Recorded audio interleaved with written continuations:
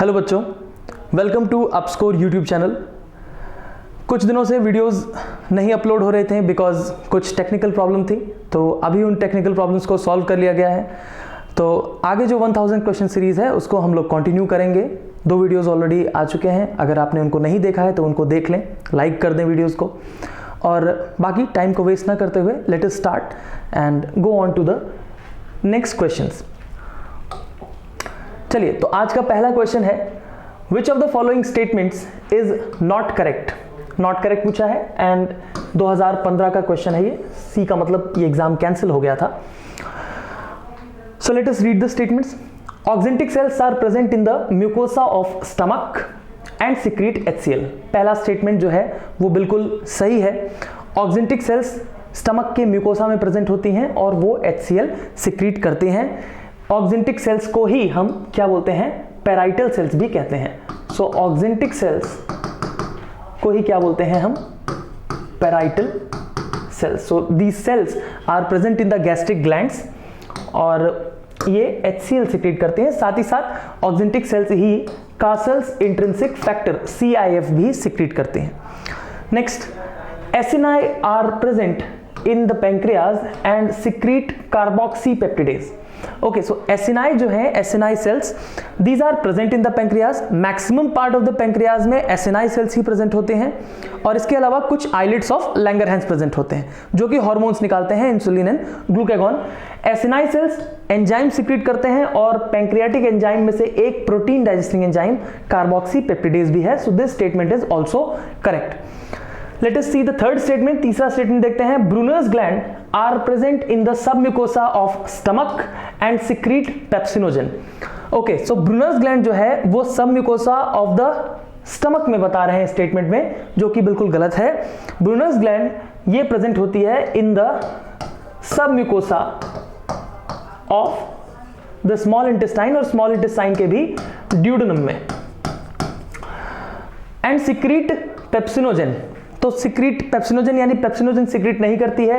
Pepsinogen कौन secrete करता है? This is secreted by the peptic cells और chief cells present in stomach. और ब्रूनर्स ग्लैंड ये क्या सिक्रीट करते हैं? They secrete watery alkaline fluid और थोड़ा बहुत a little bit of enzymes as well. Then number 4, goblet cells are present in the mucosa of intestine and secrete mucus। yes, so this statement is correct। तो statement 3 is incorrect, तो answer इसका हो जाएगा 3rd। चलिए next question की तरफ बढ़ते हैं। The initial steps in the digestion of milk in human is carried out by. अब मिल्क का जो डाइजेशन है उसके इनिशियल स्टेप्स कौन कैरी आउट करता है? तो एज वी नो, स्टमक में जो हमारे पास एंजाइम्स हैं they are pepsinogen, prorennin and जैसा एनसीईआरटी लिखते हैं आपकी small amount of gastric lipase. तो यहां पर इस क्वेश्चन में डाइजेशन ऑफ मिल्क में जो डाइजेशन होगा इनिशियली वो होगा मिल्क प्रोटीन कैसीन का। मिल्क में जो प्रोटीन प्रेजेंट होता है that is casein. Okay, now this protein is first of all acted upon by rennin. तो रेनिन जो है वो इसके ऊपर एक्ट करता है और ये इसको चेंज करता है into paracasein. This step is called as curdling of milk. और फिर इस पैराकेसिन में कैल्शियम आयंस मिलते हैं, so it changes into calcium paracaseinate and then calcium paracaseinate के ऊपर पेप्सिन जो है वो अपना काम करता है और फाइनली ये पेप्टोन्स और प्रोटियोजेस में ही टूट जाता है। ऑलराइट, सो इसका आंसर जो है वो होगा आपका rennin. So answer will be 3rd। Alright, आगे बढ़ते हैं। A healthy person eats the following diet: 5 gram raw sugar, 4 gram albumin, 10 grams of pure buffalo ghee adulterated with 2 grams of vegetable ghee and 5 grams of lignin. ठीक है, lignin जो कि plant fibre है। तो ये सारी चीजें एक पर्सन, एक हेल्दी पर्सन जो है वो खाता है। पूछ रहे हैं how many calories is he likely to get. तो उसको कितनी कैलोरी मिलेगी इससे, इतना जो कुछ भी इसने खाया। तो देखिए, अभी कुछ सालों पहले एनसीईआरटी ने एक नया टॉपिक भी ऐड किया। आपकी जो बुक है उसमें कैलोरीफिक वैल्यू नाम का टॉपिक जो है वो ऐड है। यानी 1 ग्राम किसी सर्टेन फूड प्रोडक्ट को खाने से हमको कितनी एनर्जी मिलती है, that is it's calorific value. ठीक है, तो यहां पर जो फूड प्रोडक्ट्स दिए हुए हैं वो हैं शुगर यानी कार्बोहाइड्रेट, और कार्बोहाइड्रेट के लिए जो कैलोरीफिक वैल्यू होती है वो है 4.0 kilo calorie. This is physiologic calorific value.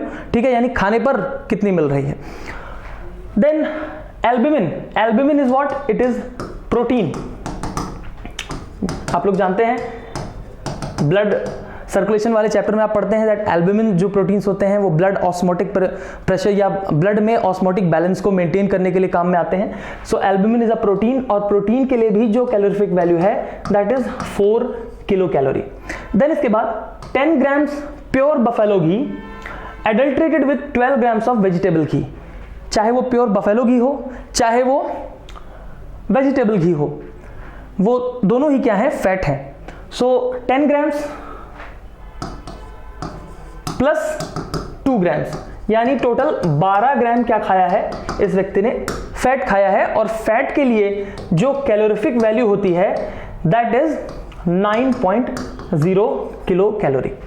Then last में है 5 grams of lignin. So 5 grams of lignin जो है वो प्लांट फाइबर है, इट वोंट बी डाइजेस्टेड, और डाइजेस्ट नहीं होगा तो फिर आगे उससे कोई भी एनर्जी नहीं मिलने वाली है। सो ये पार्ट जो है वो बेकार है। तो देखते हैं भाई फाइनली कितनी कैलोरी इनको मिल रही है। तो शुगर इन्होंने खाया है कितना? 5 ग्राम, तो 5 into 4 this comes out to be 20 kilo calorie. Protein खाया है इन्होंने 4 ग्राम, तो 4 into 4 this is 16 kilo calorie. और फैट खाया है इन्होंने 12 ग्राम, तो 12 into 9 this is 108 kilo calorie. 108 plus 16 ये आ गया भाई 124, और 20 किलो कैलोरी और, तो 144 किलो कैलोरी। ऑप्शन नंबर 4 जो है वो आपका आंसर हो जाएगा। ठीक है, 144 किलो कैलोरी। इस तरीके का क्वेश्चन फिर से आ सकता है, रिपीट हो सकता है। इसमें बेसिकली आपको याद यही रखना है कि कितनी कैलोरीफिक वैल्यू होती है अलग अलग बायोमोलिक्यूल्स की। ठीक है, जो कि हम लोग खाते हैं, जो कि हमारे फूड के न्यूट्रिएंट्स हैं basically. Okay, next question is which enzymes are likely to act on the baked potatoes eaten by a man starting from the mouth and as it moves down the alimentary canal?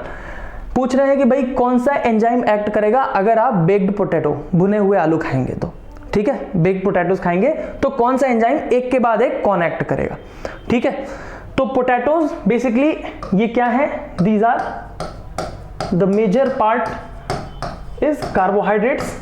तो basically ये पूछना चाह रहे हैं कि आप अगर कोई कार्बोहाइड्रेट खाएंगे तो उन पर आपकी बॉडी में कौन से पार्ट में कौन सा एंजाइम एक्ट करने वाला है। ठीक है, तो सबसे पहले जो मिलेगा वो सबसे पहले एक्ट करेगा, उसके बाद जो मिलेगा वो उसके बाद एक्ट करेगा। तो देखते हैं ऑप्शंस। सबसे पहले ही लिखा है पहले पैंक्रियाटिक एमाइलेज एक्ट करेगा, फिर सलाइवरी, फिर लाइपेजेस। तो लाइपेजेस जो है वो फैट पर एक्ट करता है, तो ये तो गलत हो गया ऑप्शन। ठीक है, और इसको भी देखें तो सबसे पहले पैंक्रियाटिक एमाइलेज एक्ट नहीं करेगा, सबसे पहले बकल कैविटी या ओरल कैविटी में निकलने वाला सलाइवरी एमाइलेज एक्ट करेगा। Alright, so this option is wrong. Then second option disaccharidase like maltase, then lipases, then nucleases, this is again wrong. Salivary amylase पहले, फिर पैंक्रियाटिक एमाइलेज और फिर डाइसैकराइडेज, ये ऑप्शन जो है वो करेक्ट है। सबसे पहले सलाइवरी एमाइलेज एक्ट करेगा, ये एक्ट करेगा कहां पर? ओरल कैविटी में। देन पैंक्रियाटिक एमाइलेज ये इंटेस्टाइन में ही, और फिर इंटेस्टाइनल जूस में पाया जाने वाला डाइसैकराइडेज एक्ट करेगा। ठीक है, फोर्थ ऑप्शन में salivary maltase, then carboxypeptidase, then trypsinogen, ये गलत है। पहले salivary maltase okay, but carboxypeptidase and trypsinogen are enzymes which act on proteins. ठीक है, तो इसका आंसर हो जाएगा थर्ड। चलिए आगे बढ़ते हैं। If for some reason, next question is if for some reason our goblet cells are non functional this will adversely effect. तो अगर किसी रीजन की वजह से गॉबलेट सेल्स नॉन फंक्शनल हैं तो किस पर एडवर्सली इफेक्ट पड़ेगा? देखो गॉबलेट सेल्स हैं क्या? Goblet cells these are unicellular glands जो कि क्या सिक्रीट करती हैं? म्यूकस सिक्रीट करते हैं। ठीक है, तो अगर गॉबलेट सेल्स जो हैं वो नॉन फंक्शनल हो जाए तो किस पर फर्क पड़ने वाला है? प्रोडक्शन ऑफ सोमैटोस्टैटिन कोई मतलब नहीं है, ठीक है, it is the hormone. Secretion of sebum from the sebaceous gland, इससे भी कोई मतलब नहीं है इसका। मैच्योरेशन ऑफ स्पर्म, यहां पर भी ये गलत है। Smooth movement of the food down the intestine, mucus जो है वो लुब्रिकेशन का काम करता है, म्यूकस जो है वो लुब्रिकेट करने का काम करता है जो हमारा गैस्ट्रो इंटेस्टाइनल पैसेज है। तो अगर गॉबलेट सेल्स नॉन फंक्शनल हो जाएंगी तो खाना जो है वो आसानी से पैसेज में नीचे नहीं जाएगा। Alright, so answer will be 4th। Let us move to the next question. Okay, now if for some reason parietal cells of the gut epithelium becomes partially non-functional, what is likely to happen? अगर किसी कारण की वजह से parietal cells, gut epithelium की parietal cells partially non-functional हो जाएं तो क्या होगा? तो देखिए अभी हम लोग कर रहे थे क्वेश्चन, parietal cells या इन्हीं को हम क्या बोलते हैं? ऑक्सिंटिक सेल्स। तो इनसे क्या निकलता है भाई? इनसे निकलता है HCl, और ये HCl का काम एक तो स्टमक में बैक्टीरिया वगैरह ठीक है मारेगा, लेकिन इंपॉर्टेंट क्या है काम इसका? पीएच को मेंटेन करना, ठीक है, एसिडिक पीएच को मेंटेन करना। और ये एसिडिक पीएच जरूरी होता है जो इनएक्टिव एंजाइम निकलते हैं जैसे कि पेप्सिनोजेन, इसको चेंज करने के लिए किसमें? पेप्सिन में। पेप्सिनोजेन को पेप्सिन में कन्वर्ट करने के लिए HCl जरूरी है, यानी अगर HCl नहीं निकल रहा है या HCl कम निकल रहा है तो उस केस में क्या होगा? पेप्सिनोजेन पेप्सिन में कन्वर्ट नहीं होगा और प्रोटीन का डाइजेशन इफेक्ट हो जाएगा। Now let us look at the options. The pancreatic enzymes and specially the trypsin and lipase will not work efficiently.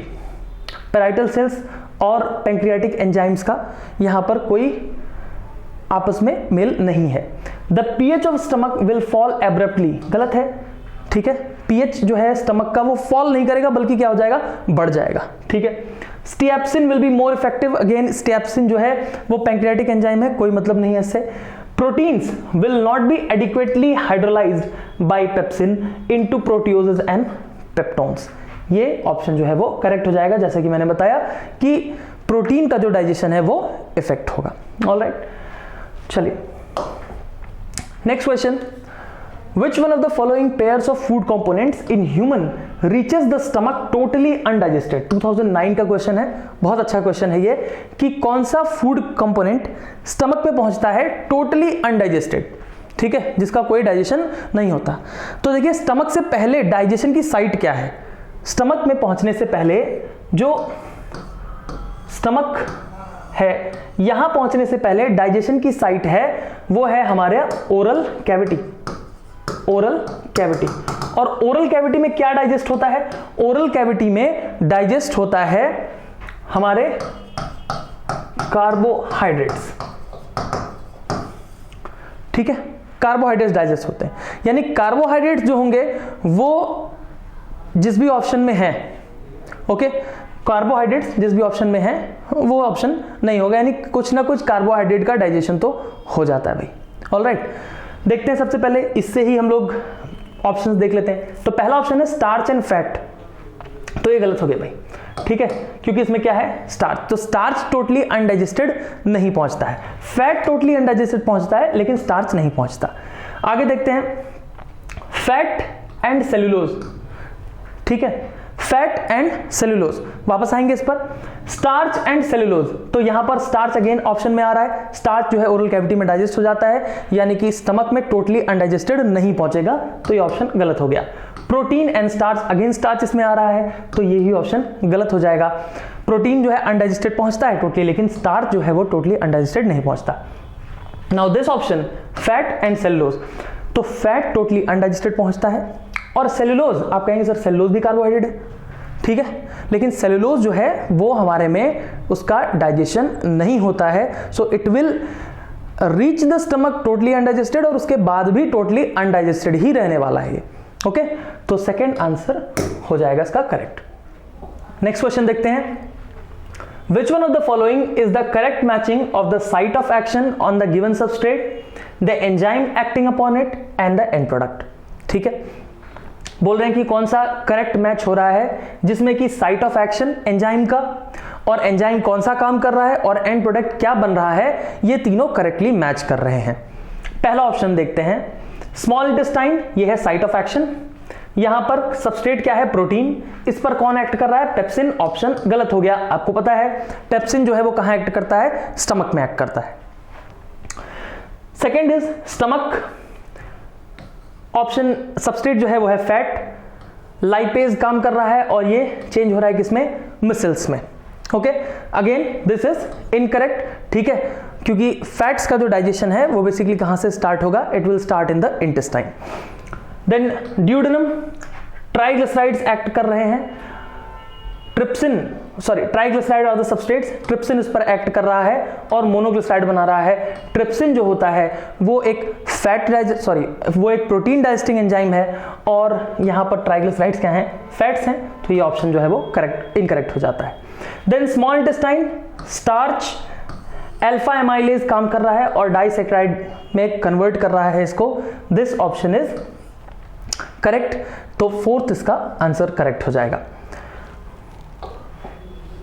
What will happen if the next question, what will happen if the secretion of parietal cells of gastric glands is blocked with an inhibitor? ठीक है, अगर parietal cells का secretion block कर दिया जाए, किसी inhibitor से block कर दिया जाए, तो फिर क्या होगा, तो पैराइटल सेल से क्या निकलता है, HCl। अब देखिए क्वेश्चन 2008 में आया और इससे पहले भी क्वेश्चन हम लोगों ने किया है जो कि फर्दर नीट में आ गया।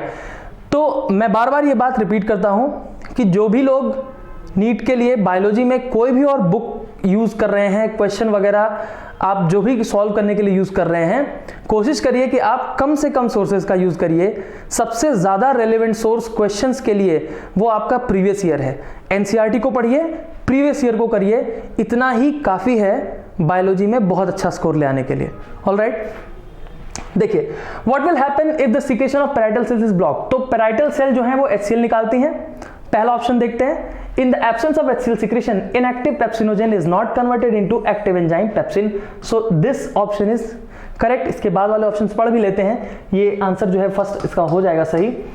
enterokinase will not be released from the duodenal mucosa, so trypsinogen is not converted into trypsin, बिल्कुल ठीक है, लेकिन उनका पैराइटल सेल से कोई मतलब नहीं है। Gastric juice will be deficient in chymosin, कोई मतलब नहीं है इस ऑप्शन का। Gastric juice will be deficient in pepsinogen, it won't B deficient in pepsinogen, pepsinogen तो निकलेगा लेकिन वो पेप्सिन में कन्वर्ट नहीं होगा। ऑलराइट, सो फर्स्ट आंसर हो जाएगा इसका। चलिए देखते हैं last question, what is common among amylase, rennin and trypsin. Okay, amylase carbohydrate digesting enzyme, rennin protein digesting enzyme जो कि इन्फेंट्स में मोस्ट निकलता है, और trypsin again protein digesting enzyme जो कि पैंक्रियाटिक जूस में पाया जाता है। So these are produced in stomach, तो स्टमक में भाई सिर्फ इसमें में से क्या प्रोड्यूस होता है, रेनिन प्रोड्यूस होता है। These act at a pH lower than 7, pH lower than 7 यानी एसिडिक pH पर काम करने वाला जो एंजाइम यहां पर है वो अकेला रेनिन है, बाकी दोनों ही बेसिक pH पर काम करते हैं, that is pH more than 7। These all are proteins, so this is the correct answer. All enzymes are proteins except one enzyme जो कि आप लोगों ने पढ़ा होगा जिसका नाम that is ribozyme, जो कि क्या है, एक न्यूक्लिक एसिड है। Okay, These are all proteolytic enzymes. No, they are not all proteolytic enzymes. Amylase जैसा बताया मैंने कार्बोहाइड्रेट डाइजेस्टिंग एंजाइम है और रेनिन जो है और ट्रिप्सिन जो है ये प्रोटियोलिटिक एंजाइम्स हैं। Alright, so the answer is third. Alright, ठीक है, तो अभी यहां तक क्वेश्चंस को रखते हैं हम लोग। नेक्स्ट वीडियो बहुत ही जल्दी आएगा, ठीक है। इस वीडियो को लाइक कर दीजिए, सब्सक्राइब कर लीजिए चैनल को, और 1000 क्वेश्चन सीरीज जैसा कि आपको स्टार्टिंग से हम लोग बोल रहे हैं, सिर्फ ये 1000 क्वेश्चंस आप लगातार अच्छे से कर लेंगे तो मैक्सिमम पार्ट आपका बायोलॉजी का तैयार हो जाएगा। इसको लगातार देखते रहें क्योंकि हर ऑप्शन को हम लोग डिस्कस करते हैं, इससे क्या होता है कि बहुत सारे क्वेश्चन साथ में तैयार होते हैं, बहुत अच्छे से आपका रिविजन हो जाता है। Alright, so do like and subscribe. Thank you so much.